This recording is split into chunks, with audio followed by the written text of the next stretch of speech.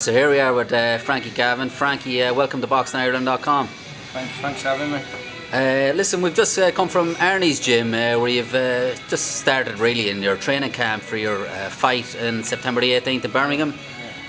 What sort of training are you going to be doing over the next couple of weeks? What are you starting with and what will you end up at? Just pad work. We come back and do it slow, nice way. I think we've done 8 rounds today or 6 rounds. Come back and do it slow, ticking over. I run every night, 5-6 days a week, and then just pick it up as day goes on. And at the beginning, I do a little bit of sparring with Arnie, just body shots and that. But Arnie gets beat up a bit, and then I just get big sparring partners in. So, have you got any sparring partners lined up, or? I've mentioned Phil Sutcliffe from Ireland. I've asked his dad. He's got to get back to me, I think. And then Ronnie Heffron and Matty Hall in the gym. Good fighters. Peter Mcdonough maybe as well. Arnie's been talking to him. Yeah. All right. Okay. And listen, you've got a very extensive amateur background. You know, you're world champion, Commonwealth Games champion, EU champion, or you medalled twice in the EUs anyway. I think 1 gold and 1 silver, was it, or bronze? One. Italy with Valentino. Yeah. I've never So, beat him over there anyway. So. Well, tell us a little bit about your world, the gold medal you won. Well, obviously, is that the highlight of your career as an amateur, or? Highlight of my career so far, really. I had 128 fights as an amateur. Lost 20. Lost a lot of my early fights. I think I lost 15 at my first 60. 5 at my last 68.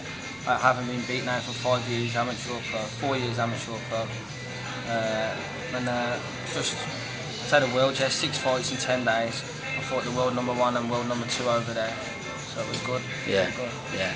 And how did that fight go? Tell us a little bit about the final and the build up to that. Yeah, I fought Domenico Valentino, who since then now he's the world amateur champion. So it just shows me where I was at. I had a hard way to get it, but it went good enough. Just took my time and picked him off as he came in. I think I won every round by 2 points. 3-1, 2 rounds, 5-3 by the other 2 rounds. I was always in control really. It was good. I enjoyed being the world champion. So that automatically qualified you to go to the Beijing Olympics, Yeah. which probably would have been the pinnacle of your career, pinnacle of any boxer's career, really going to the Olympics. Without a doubt, yeah. But then I couldn't do the weight. I mean, if I did make the weight over there, I don't think I would have won the gold. And the way I was feeling in the gym, felt ill, I felt weak, and but if it would have been 12 months earlier, I think I would have won them as well. The kid I beat in the semi-finals, 18 or 19-10, he went and won the Olympics, and I beat him quite comfortably. So. Just shows where I'm at really. Yeah.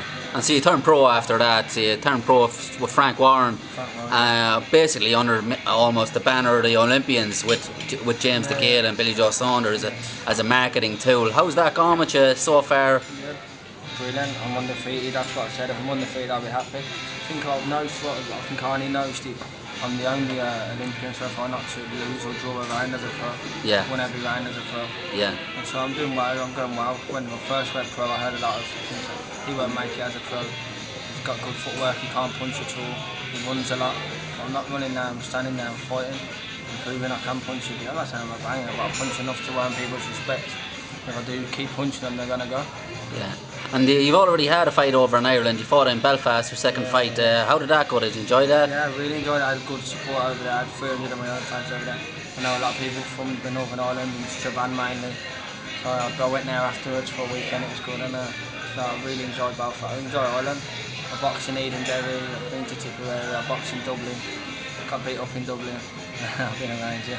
Yeah, and you got family from Ireland as well. Tell us a little bit about your family background here in Ireland. My mum, my dad are born in Ireland, my dad in Derry, my mum in Tipperary. I don't really have a lot to do with my dad's side, but my mum in Tipperary. Yeah. All my family are from Tipperary, really. Yeah. On that side, I think it's Temple Moral and Bursley. Yeah, and your stepdad's Tipperary as well, is he? Yeah, Tipperary. And your wife's Irish as well, I think, or she's born in Birmingham.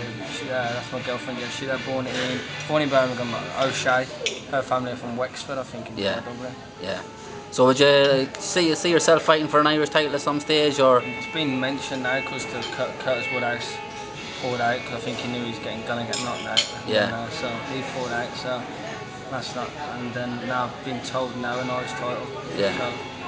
So you've already fought someone that's won an Irish title, Peter Mcdonough, not so long ago. And tell us how that fight went, because it looked like There's a little bit of needle between the two of you in the ring. It's just in the ring. I think might have been getting a bit frustrated, but he was there. It was a good fight, and it weren't needle or nothing like that. I don't think.